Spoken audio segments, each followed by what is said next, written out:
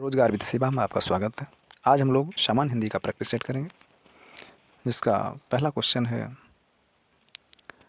मुहावरे और लोकोक्तियों के सही अर्थ बताने हैं। इसका पहला क्वेश्चन है आ बैल मुझे मार का सही अर्थ क्या है। ऑप्शन ए बैल से चोट मरवाना, ऑप्शन बी विपत्ति से बचना, ऑप्शन सी दुगना लाभ होना, या फिर ऑप्शन डी जानबूझकर आफत मोल लेना। इसका सही आंसर है ऑप्शन डी जानबूझकर आफत मोल लेना। आ बैल मुझे मार का मतलब क्या है? जानबूझकर आफत मोल लेना। नेक्स्ट क्वेश्चन, आंखें फेरना। आंखें फेरने का अर्थ क्या है? ऑप्शन ए सम्मान करना, ऑप्शन बी उपेक्षा करना, ऑप्शन बी प्रेम करना, सी प्रेम करना, या फिर ऑप्शन डी गुस्सा करना। इसका सही अर्थ है उपेक्षा करना। आंखें फेरना का मतलब है उपेक्षा करना, यानी प्रतिकूल होना, विपरीत होना। नेक्स्ट क्वेश्चन, हंस का स्त्रीलिंग क्या होगा? ऑप्शन ए हंसा, ऑप्शन बी हंसी, ऑप्शन सी हंसनी, या फिर ऑप्शन डी हंसिनी। इसका सही उत्तर है हंसिनी, ऑप्शन डी। नेक्स्ट क्वेश्चन, गुड़िया का बहुवचन क्या होगा? ऑप्शन ए गुड़ियाँ, ऑप्शन बी गुड़ियाएँ, ऑप्शन सी गुड़िये, या फिर इनमें से कोई नहीं।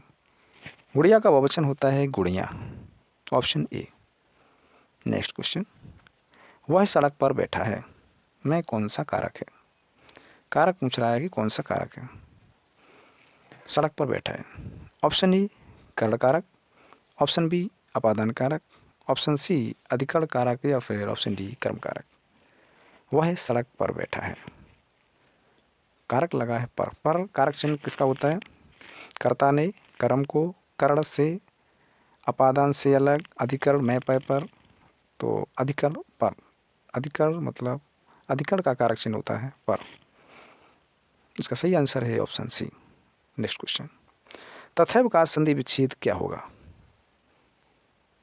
ऑप्शन ए तथ प्लस एव, ऑप्शन बी तथा प्लस एव, ऑप्शन सी तथा प्लस एव, या फिर ऑप्शन डी तथा तथा प्लस एव। इसका सही आंसर है ऑप्शन बी तथा प्लस एव। तथैव में कौन सी संधि है? सभी लोग कमेंट बॉक्स में लिखेंगे तथैव में कौन सी संधि है। चलते हैं नेक्स्ट प्रश्न की ओर। पीताम्बर में समास कौन सा है? पीताम्बर यानी पीला है अंबर, अर्थात ऑप्शन ए कर्मधारय समास, ऑप्शन बी तत्पुरुष समास, ऑप्शन सी बहुब्रीहि समास, या फिर ऑप्शन डी द्विगु समास। पीला है अंबर, पीताम्बर कौन सा समास है? इसमें है बहुब्रीहि समास। पीला है अंबर अर्थात विष्णु जी, इसमें तीसरा पद प्रधान हो रहा है।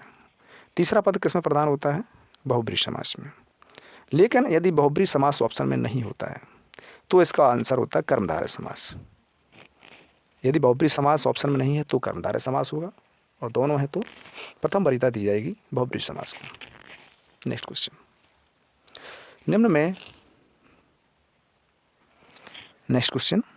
निम्न में तद्भव शब्द बताएं। तद्भव शब्द मतलब जो शुद्ध ना हो। ऑप्शन ए ग्रीवा, ऑप्शन बी कर्पूर, ऑप्शन सी मयंक, या फिर ऑप्शन डी तेल। तद्भव शब्द इसमें कौन सा है? ऑप्शन डी तेल।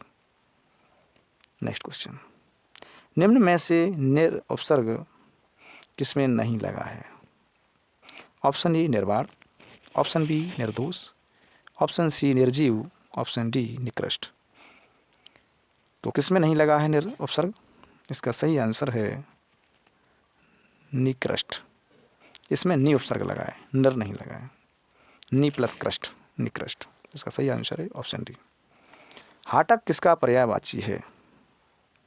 ऑप्शन ई सोना, ऑप्शन बी चांदी, ऑप्शन सी सांप, या फिर ऑप्शन डी नदी। हाटक का पर्यायवाची है सोना। सोना को भी हाटक बोला जाता है। नेक्स्ट क्वेश्चन, प्रवृत्ति का विलोम शब्द क्या है? ऑप्शन ई निवृत्ति, ऑप्शन सी बी वृत्ति, ऑप्शन सी अवृत्ति या ऑप्शन डी कुवृत्ति। इसका सही आंसर है निवृत्ति। प्रवृत्ति का विलोम शब्द हुआ क्या? निवृत्ति। नेक्स्ट क्वेश्चन, समष्टि का विलोम शब्द बताएं। ऑप्शन ए व्यष्टि, ऑप्शन बी सृष्टि, ऑप्शन सी व्यय या फिर ऑप्शन डी षष्टि। समष्टि शब्द का विलोम शब्द होता है, क्या होता है? ऑप्शन ए व्यष्टि। समष्टि का होता है विलोम शब्द व्यष्टि, व्यष्टि का विलोम शब्द समष्टि। नेक्स्ट क्वेश्चन, अब बताने दिए गए अनेकार्थी शब्द का दूसरा अर्थ बताएं। ध्रुव का जो एक तो अर्थ उसने बता दिया तारा, एक तो तारा होता है, और ध्रुव का दूसरा अर्थ क्या होता है ये पूछ रहा है। ध्रुव का एक तो अर्थ बता दिया, तारा हो गया, दूसरा अर्थ क्या हो सकता है? एक शब्द के कई अर्थ हो सकते हैं, तो दूसरा अर्थ कौन होगा? ऑप्शन ए पदार्थ, ऑप्शन बी रात, ऑप्शन सी स्थिर या फिर ऑप्शन डी विष्णु। ध्रुव एक तारा है जो कि एक स्थिर तारा है, जो स्थिर रहता है उसे बोलते हैं ध्रुव। तो ध्रुव एक तारा भी है और एक ध्रुव की एक स्थित भी है, यानी एक जगह स्थित है, स्थित या स्थिर है, कुछ भी हो। स्थित भी शब्द सही है, इसकी जगह स्थिर होता तो और ज़्यादा सही होता। तो दूसरा अर्थ क्या हो गया? स्थिर, जो कहीं नहीं आती, एक जगह स्थिर हो उसको बोलते हैं ध्रुव। अटक हो गया है। चलते हैं नेक्स्ट प्रश्न की ओर। निम्न में से विशेषण बताएं। विशेषण कौन सा है? विशेषण ऑप्शन ए आध्यात्मिक, ऑप्शन बी उत्कंठित, ऑप्शन सी अनुकरण या फिर ऑप्शन डी ओज। इसका सही आंसर है ऑप्शन बी उत्कंठित। नेक्स्ट क्वेश्चन, जिसने मृत्यु को जीत लिया हो के लिए एक शब्द बताएं। वाक्यांश के लिए एक शब्द आता है क्वेश्चन, तो जिसने मृत्यु को जीत लिया हो उसके लिए एक शब्द क्या कह सकते हैं? ऑप्शन ए मृत्युजीत, ऑप्शन बी अमर, ऑप्शन सी मृत्युंजय या उपरोक्त में से कोई नहीं। जिसने मृत्यु को जीत लिया उसके बोलते हैं मृत्युंजय, यानी जिसने मृत्यु पर विजय प्राप्त कर लिया, जीत लिया, उसको बोलते हैं Mrityunjay. Option C. Next question, 54 और 55 में बताना है आपको, लोकोक्तियों के सही अर्थ बताना है। ढाक के तीन पात, ढाक के तीन पात। ऑप्शन ए तीन पत्तों का ढाक, ऑप्शन बी सदा एक सी स्थिति, ऑप्शन सी ईर्ष्या करना या फिर ऑप्शन डी लालच करना। इसका सही अर्थ है ऑप्शन बी सदा एक जैसी स्थिति। कहा जाता है कि ढाक के तीन पात, यानी सदा एक जैसी स्थिति रहती है, उसको बोलते हैं ढाक के तीन पात। नेक्स्ट क्वेश्चन, आकाश के तारे तोड़ना का सही अर्थ क्या होगा? ऑप्शन ए संभावित कार्य करना, ऑप्शन बी असंभव कार्य करना, ऑप्शन सी सरल कार्य को करना या फिर ऑप्शन डी अंतर होना। आकाश के तारे तोड़ना का अर्थ है कि असंभव कार्य कर देना, क्योंकि आकाश के तारे तोड़ना कोई सरल कार्य नहीं है। जो असंभव कार्य होता है तब कहा जाता है कि आपने तो आकाश के तारे तोड़ दिए। तो इसका सही आंसर है ऑप्शन बी असंभव कार्य कर देना। नेक्स्ट क्वेश्चन, निम्न में सही वर्तनी का शब्द कौन सा है, यानी शुद्ध शब्द बताना है। ऑप्शन ए न्यौछावर, ऑप्शन बी निछावर, ऑप्शन सी न्योछावर या फिर ऑप्शन डी न्योछावर। शुद्ध वर्तनी है इसका न्योछावर, ओ की मात्रा लगी होती है या फिर औ की नहीं। इसका सही आंसर है ऑप्शन सी न्योछावर। 57 और 58 में बताना, ये भी शुद्ध वाक्य का चयन करना है। कौन सा शुद्ध वाक्य? ऑप्शन ए उसने जल्दी घर आना था, ये तो गलत हो गया। उसे जल्दी घर आना था, उसकी जल्दी घर आना था, ये भी गलत। उसको जल्दी घर आने थे, ये भी गलत। इस प्रकार ऑप्शन बी उसे जल्दी घर आना था, ये ऑप्शन सही है। नेक्स्ट क्वेश्चन, पैर में गुलामी की बेड़ियां पड़ी रहीं। शुद्ध वाक्य बताना है कौन सा सही है। पैर में गुलामी की बेड़ियां पड़ी रहीं, गर्दन में गुलामी की बेड़ियां पड़ी रहीं, पैरों में गुलामी की बेड़ियां पड़ी रहीं, हाथ में गुलामी की बेड़ियां पड़ी रहीं। गुलामी की बेड़ियां किसमें पड़ती हैं? पैरों में। तो इसका सही आंसर है 58 का सी, पैरों में गुलामी की बेड़ियां पड़ी रहीं। इस प्रकार इसका आंसर सी सही है, पैरों में गुलामी की बेड़ियां पड़ी रहीं। नेक्स्ट क्वेश्चन, प्रश्न संख्या 59 और 60 में रिक्त स्थानों की पूर्ति करना है। किसी बात को अत्यधिक बढ़ा चढ़ाकर कहना क्या कहलाता है? ऑप्शन ए कथन कहलाता है, ऑप्शन बी अतिशयोक्ति, ऑप्शन सी अतिशय या फिर ऑप्शन डी अतुलनीय। यानी किसी बात को अत्यधिक बढ़ा चढ़ाकर कहने में क्या कहलाता है? वो अतिशयोक्ति कहलाता है।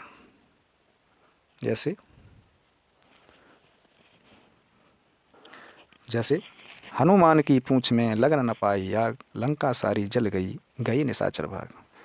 अर्थात हनुमान की पूंछ में लगन न पाई आग, मतलब हनुमान की पूंछ में आग भी नहीं लग पाई और लंका सारी जल गई। ऐसा हो सकता है क्या? हनुमान की पूंछ में आग भी ना लग पाए और लंका सारी जल जाए, क्या हो सकता है? तो क्या है, यहाँ बढ़ा चढ़ा कर बात की गई है। तो यहाँ कौन से क्या कह सकते हैं? यहाँ अतिशयोक्ति की बात हो रही है। चलते हैं नेक्स्ट। गुरु का अर्थ शिक्षक भी है और दूसरा अर्थ बताएं।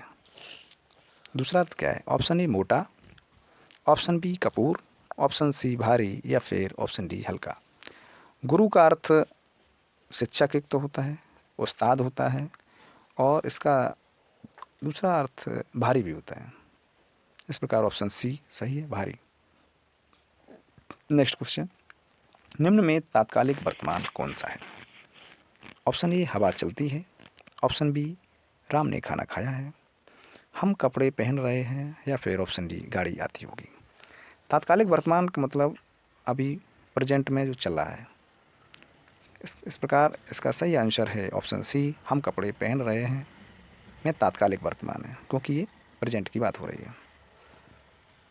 नेक्स्ट क्वेश्चन, मड़ी खोए भुजंग सी जननी, फन सा पटक रही थी शीस, अंधी आज बनाकर मुझको, किया न्याय तुमने जगदीश। मड़ी खोए भुजंग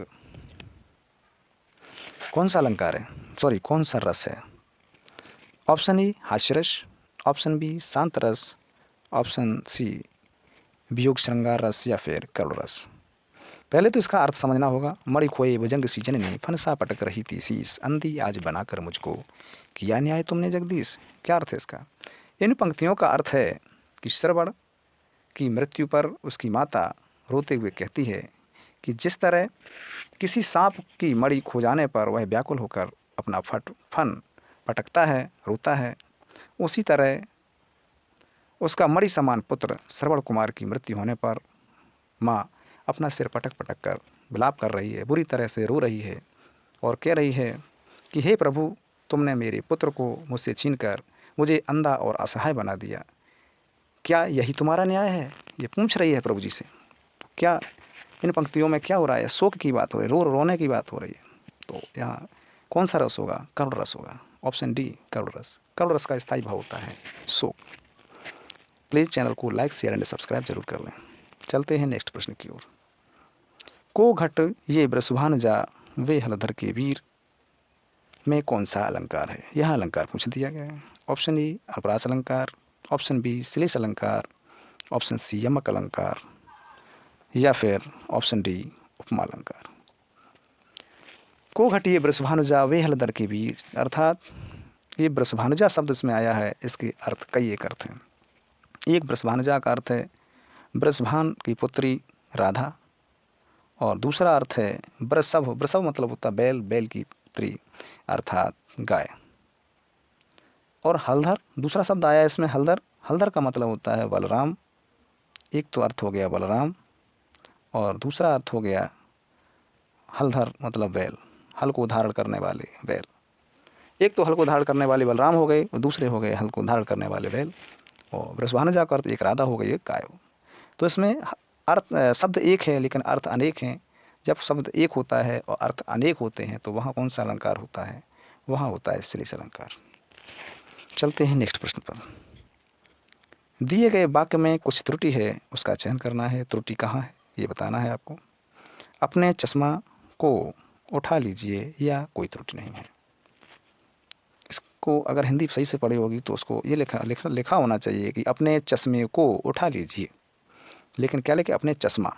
तो ये शब्द ऑप्शन ए ही गलत हो जाएगा, अपने चश्मे, चश्मा। नेक्स्ट क्वेश्चन, निम्न में सदा स्त्रीलिंग शब्द कौन सा है? जो हर समय सदा स्त्रीलिंग शब्द में ही प्रयुक्त होता है। ऑप्शन ए गुड़िया, ऑप्शन बी मोरनी, ऑप्शन सी लोमड़ी या फिर ऑप्शन डी हथनी। तो पहले तो स्त्रीलिंग कैसे छांटेंगे, क्योंकि गुड़िया भी स्त्रीलिंग है, मोरनी भी स्त्रीलिंग है, लोमड़ी और हथनी सभी स्त्रीलिंग शब्द हैं। ये पूछ रहे लेकिन सदा स्त्रीलिंग। जैसे गुड़िया का पुल्लिंग क्या होगा, गुड्डा हो जाएगा, मोरनी का मोर हो जाएगा, हथनी का हाथी हो जाएगा। लेकिन लोमड़ी शब्द एक ऐसा शब्द है जिसका अगर स्त्रीलिंग में ही प्रयोग होता है, अगर पुल्लिंग में यूज करना है तो नर लोमड़ी हो जाएगा इसका। तो इसका सही आंसर है ऑप्शन सी लोमड़ी। नेक्स्ट क्वेश्चन, निम्न में सदा बहुवचन में प्रयुक्त होता है। सदा बहुवचन में कौन सा प्रयुक्त होता है? ऑप्शन ए राजा, ऑप्शन बी आग, ऑप्शन सी बधू या फिर ऑप्शन डी हस्ताक्षर। सदा बहुवचन में इसका सही आंसर है ऑप्शन डी हस्ताक्षर। क्योंकि जब हम लोग कहीं उसमें का इस्तेमाल करते हैं तो उसने हस्ताक्षर कर दिए, जैसे शब्द में अगर वाक्य में प्रयोग करेंगे तो बोलेंगे जैसे उसने हस्ताक्षर कर दिए, यानी सदा बहुवचन में ही प्रयुक्त होता है हस्ताक्षर शब्द। नेक्स्ट क्वेश्चन, पानी को बहा दो में कौन सा कारक है? यानी पानी को बहा दो, को शब्द है, किस कारक चिन्ह का की पहचान है? करण कारक की या कर्म कारक की, कर्ता कारक या फिर संबंध कारक? संबंध कारक में होता है काकी के, रारी रे, नानी ने। कर्ता कारक में कर्ता ने होता है, ने कारक चिन्ह होता है इसका। कर्म कर्ण, कर्ण का मतलब होता है कर्ण का होता है कारक चिन्ह से। लेकिन कर्म कर्म को कर्म कर्म कारक कर्म कारक चिन्ह क्या होता है? कर्म का को, कर्ता ने कर्म को। तो इसका सही आंसर हो गया ऑप्शन बी कर्म। नेक्स्ट क्वेश्चन, और अति सुंदर क्वेश्चन, पावक में संधि बताएं। बहुत अच्छा रिपीटेड क्वेश्चन, कई बार पूछा गया। पावक में कौन सी संधि है? ऑप्शन ए गुण संधि, ऑप्शन बी यड़ संधि, ऑप्शन सी अयादि संधि या फिर ऑप्शन डी वृद्धि संधि। बताएं। इसका सही आंसर है अयादि संधि। अयादि संधि। पावक का अगर संधि विच्छेद करेंगे तो क्या होगा? पौ प्लस अक, पावक। पावक का संधि पौ प्लस अक होता है, यानी अयादि संधि। आय आय आय आव ये शब्द अगर आते हैं तो अयादि संधि। नेक्स्ट क्वेश्चन, ग्रामगत में कौन सा समास है? ऑप्शन ए तत्पुरुष समास, ऑप्शन बी कर्मधारय समास, ऑप्शन सी अव्ययीभाव समास या फिर ऑप्शन डी बहुब्रीहि समास। इसका सही आंसर है ऑप्शन ए तत्पुरुष समास। क्योंकि ग्रामगत, ग्राम से गत, ग्राम से मतलब गांव से गया हुआ, यानी से जो है इसमें शब्द छिपा हुआ है। तो कारक चिन्ह किसमें छिपे होते हैं? तत्पुरुष समास में। कारक चिन्ह का लोप होता है तत्पुरुष समास में। नेक्स्ट क्वेश्चन, तद्भव शब्द कौन सा है? तद्भव शब्द बताएं। ऑप्शन ई कान, ऑप्शन बी कर्ण, ऑप्शन सी नवनीत या फिर ऑप्शन डी ग्रत। बताओ। तो इसका सही आंसर है ऑप्शन ए कान। क्योंकि कर्ण तत्सम शब्द है, नवनीत, नवनीत का मतलब होता है मक्खन, और घृत का मतलब होता है कि, तो ये सब तत्सम शब्द हैं, लेकिन कान शब्द ऐसा शब्द है जो तद्भव शब्द है। नेक्स्ट क्वेश्चन, किसमें प्रउपसर्ग का प्रयोग हुआ है? ऑप्शन ए प्रभु, ऑप्शन बी प्रत्यक्ष, ऑप्शन सी प्रतिकूल या फिर ऑप्शन डी प्रतिदान। इसका सही आंसर है ऑप्शन ए प्रभु। नेक्स्ट क्वेश्चन, ब्याल किसका पर्यायवाची है? ऑप्शन ए नेवला का, ऑप्शन बी लोमड़ी, ऑप्शन सी सर्प या फिर ऑप्शन डी बैल। इसका सही आंसर है सर्प। सर्प का पर्यायवाची क्या है? व्याल। नेक्स्ट क्वेश्चन, आहूत शब्द का विलोम शब्द बताएं। क्या होता है? ऑप्शन ए अनाहूत, ऑप्शन बी हूत, ऑप्शन सी सर या फिर ऑप्शन डी विजय। आहूत यानी जिसे बुलाया गया हो, इसका विलोम शब्द होता है अनाहूत। जिसे न बुलाया गया हो उसे बोलते हैं अनाहूत। इसका सही आंसर है ऑप्शन बी अनाहूत। नेक्स्ट क्वेश्चन, निम्न में से विशेषण क्या है? ऑप्शन ए अपमान, ऑप्शन बी उत्साह, ऑप्शन सी दयाहीन या फिर ऑप्शन डी अंतर। इसका सही आंसर है दयाहीन। यानी इसका जैसे प्रयोग करेंगे वाक्य में प्रयोग दयाहीन को कैसे? वह व्यक्ति दयाहीन है। वह व्यक्ति दयाहीन व्यक्ति है। दयाहीन क्या हो गया, उसका विशेषण हो गया। सही आंसर है ऑप्शन सी, दयाहीन। और ये अंतिम क्वेश्चन, चश्मा, चश्मे का अर्थ है ऐनक, और दूसरा अर्थ बताना है इसका। एक तो चश्मा का अर्थ हो गया ऐनक, दूसरा अर्थ क्या होगा इसको आपको बताना है कमेंट बॉक्स में। तो सभी लोग कमेंट बॉक्स में बताएंगे दूसरा अर्थ क्या होता है। प्लीज़ चैनल को लाइक शेयर एंड सब्सक्राइब करें, सपोर्ट करें। Thanks for watching, best of luck सभी को।